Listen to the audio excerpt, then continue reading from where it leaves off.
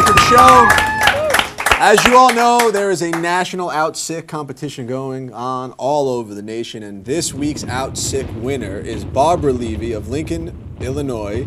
Barbara was at what she called the happiest day of her life, her granddaughter's wedding, and just as the sharp knife was slicing through the wedding cake, an even sharper pain sliced through Barbara's stomach. Wow. That's right, the happiest day of her life was about to get happier as she doubled over in pain and had to be rushed immediately to Lincoln Memorial Hospital, where it was discovered she had an aortic aneurysm.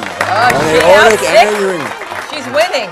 The aneurysm, it got better though. The aneurysm was large enough that it required surgery. She's in the ICU, she's doing well, she's recovering, but she's such a focused competitor that she's hoping that while she's in the ICU, she might get a bladder infection that spreads to her kidney.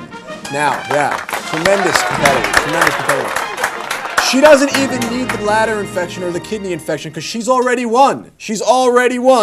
And we're going to be sending her Out Sick, the home edition. Congratulations, Barbara. You are a national inspiration. You've won this week's Out Sick competition. You'll receive the home edition. Thank you very much.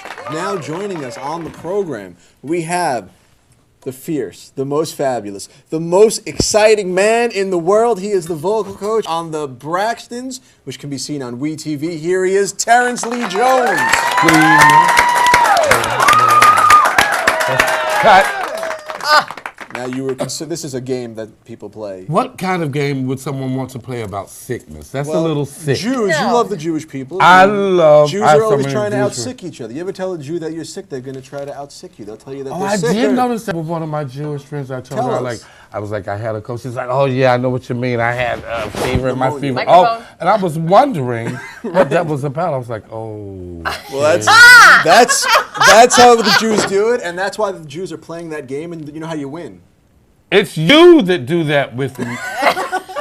I'm trying to remember who was the person. It's you. But to win, you have to drop dead. You drop dead and win. Okay, whatever. Okay. Moving right along. Welcome to the show, Terrence. Thank you, and I'm here. Right. We are so glad that you are here. I'm so glad that I'm here. And thank you for having me, you guys. Right. We're happy to have you. I'm happy to be here. Happy. To pull you away from the Braxtons right now, you're very busy. I mean, everyone's tweeting about you. Tweeting. Tweet. Birds are flying. Tweet. Not there. You have to pull up. You have to take a deep breath. See, this is what happens. We'll talk about it later. Okay. We don't have all that time, But even before the Braxtons, you've had a tremendous career. You're a historical figure. You're the first graduate of Howard University with a bachelor's in music. And a master's in music. In jazz studies with an emphasis in vocal performance. Right. And that means that before that at Howard University, it's a historically black college and university in Washington, D.C., that was established to educate the freed slaves. That was its mission. And that's why it became such a great institution. And before desegregation, right on the brink of that period, the greatest African-American minds that had been educated all over the world could not teach at other universities. And that was the repository for the greatest black minds in the world, Howard University. So I have to preface that first. Sure. And at Howard, in the College of Fine Arts at Howard University, you cannot receive a degree in vocal music unless you were a classical voice major, which is ironic because it is a historically black college and university not focusing on the contributions of African American styles and structures of the song. So I was the first person to help create the undergraduate degree in my master's study. So that's how that happened. From a family of teachers, am I right? Well, my mother was an educator. She was. Stop! You're making noise. It makes noise. Picks up. I'm a musician. Okay, I know you're always. I'm always playing piano. My mother was an English teacher, and my father was a chemist. But they loved the arts, so we were always doing arts. And my father was like, "Here's some self-paint on the wall. Really? Here's a piano. You should play it." My mother introduced me to Handel and Bach and Beethoven and Mozart and all those people, and my father introduced me to Nat King Cole and Coltrane, and so in our house. And my grandparents sang in choirs, on both sides of my family. I remember when I was a child, about 12, staying with my grandmother and remembering them going to choir practice. But my grandmother had her music so organized in a folder. And I remember they said, we'll be back. And I was like, where are they going? Do you remember? I really, this is very vivid to me. And I'm like, and what is that in that folder? Why is she taking? Because I was a nosy child, it was in me from the beginning. I can't help it. But 3 snaps in a circle and a square Z or whatever. And I said, what is she doing? And it was music. It was organized. She knew which piece was going to be rehearsed at what time. And I observed all that. And I'm thinking, and it just came back to my memory a few years ago. And it's very in the front of my mind because that was influencing me. And I wanted to go too. Right. I wanted to go to rehearsal too, but I couldn't. Why? I don't know because I was a crazy child. If my father wasn't there, I'd be on the ceiling, like Aviva. Oh, okay. Turning great. flips. No, seriously, I would. If the only person, my father would go, once, you got one more time, I'd sit That's it. down. One more time. He said, once more. And I knew what that meant. But I wanted to go with them. And so I think those are the very beginning of my influences. But back to that degree, I was the first person to receive that degree and to help write the undergraduate degree program for jazz vocal studies. It now has over 150 jazz voice majors. Wow. Now, And they were on that show with the different choirs and groups. What's that show? Glee? I don't know. The competition where they were Afro Blue. Sue would know. What's the name of the group? The Sue. group competition. So y'all are tired up in here. What? No, Sue watches. knows. She knows. The the singing group competition. No, it's about group singers. All these groups. You all get an F. F, flunk. If you were in my classroom, F. But it was Afro Blue. That's who the Jazz Vocal Workshop is today. And they were the finalists on that national TV show. That we don't know, but that's That okay. you all don't know because y'all we're up in here. national TV Because show, we're too. Jewish Life Television and all we do is watch Jewish Life. Come on with it, honey. Get with the world. Stay Jewish, but come on, be a little bit more inclusive. All right. That's why you're here. That's why you're here. Oh, so I'm again the first. Here I go again. The No. first. No, you're not. You're I not. feel like You're Harriet not. Tubman of What Martin is Luther Sue King. do? Sojourner Harriet Truth. Oh, I said, here I come, y'all. Open up the door for the rest of the Negroes. What are you, Miss Roxanne?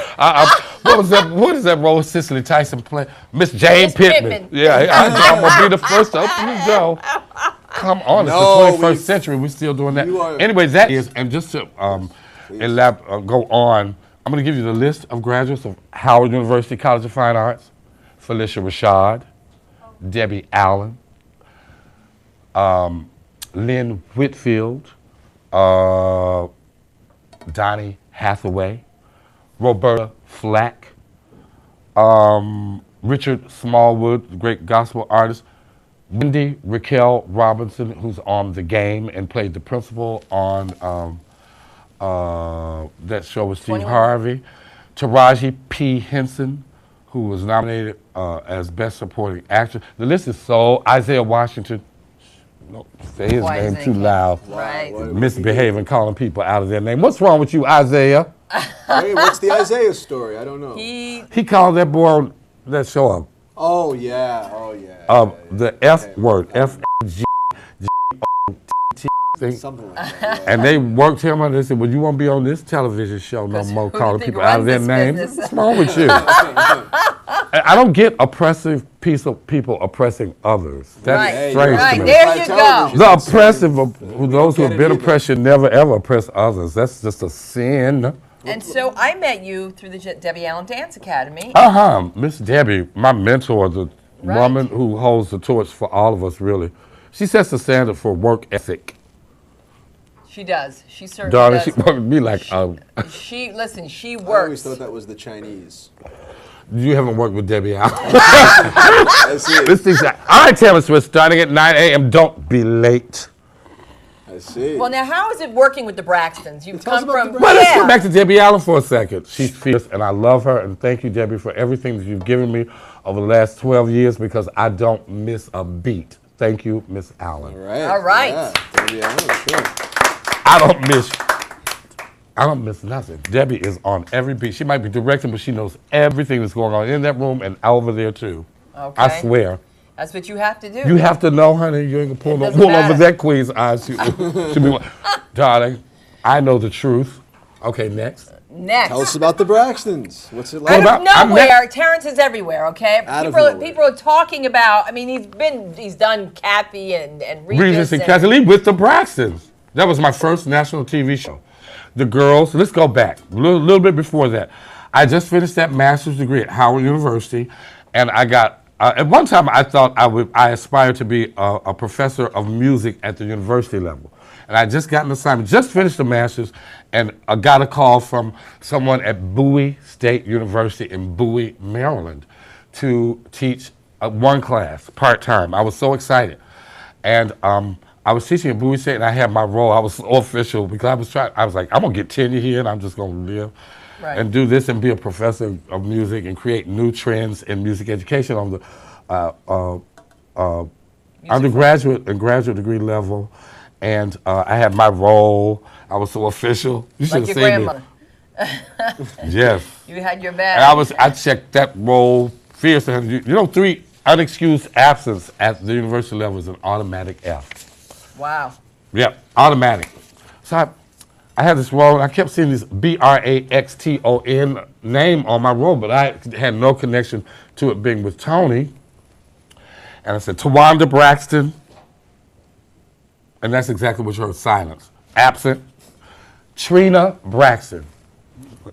Absent. So second day of my class. Tawanda Braxton, and other names too. Tawanda Braxton. Absent. Trina Braxton. I said, who are these people? I'm asking the class. They fell out laughing because they knew. I said, you need to send word to them. They have one more day before it's going to be an F. Failure, flunk, get out of my sight, do not come back. Done. The next day I said, Tawanda Braxton. She came running down the aisle. It was hilarious. Please, can we talk to you after class? We got your work. They were out of breath and sat down.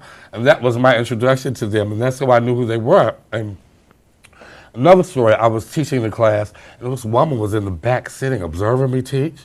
And it made me kind of awkward because I thought it was a representative from the university. Right. Because they can come and observe. Right. And I was like, wait a minute. And she didn't announce herself. She didn't tell me who she was. I had no idea. And I just turned around and said, ma'am, I don't know who you are or why you're here. She could have been an assassin. Anybody tried after my life. Someone from my past. But she said, I said, why are you here? Who are you? I don't know. Are you officially here? I need to understand. She said, please, if you don't mind, may I please sit in? I have so much to share with you. If you would not. She was so kind. I said, of course. And then afterwards, she said, I'm the mother of the pop singer Toni Braxton. And I just want to say, my daughters are in your class, Trina and Tawanda, and they've told me what a great experience this has been for them being in this class. And we like to invite you to be their vocal coach. Wow. Well, listen, we got to take a break. What? We I am not finished yet. Our time is up, but tell everybody, so the show is on WeTV, and tell them how they could follow you on Twitter and all your information. Please. WeTV on Thursdays. It's called Braxton Family Values, and it stars Tony and all the girls, Tony, Tracy, Tawanda, Trina, and Tamar, the magnificent Regis said when we were on the Regis and Kathy Lee show years ago.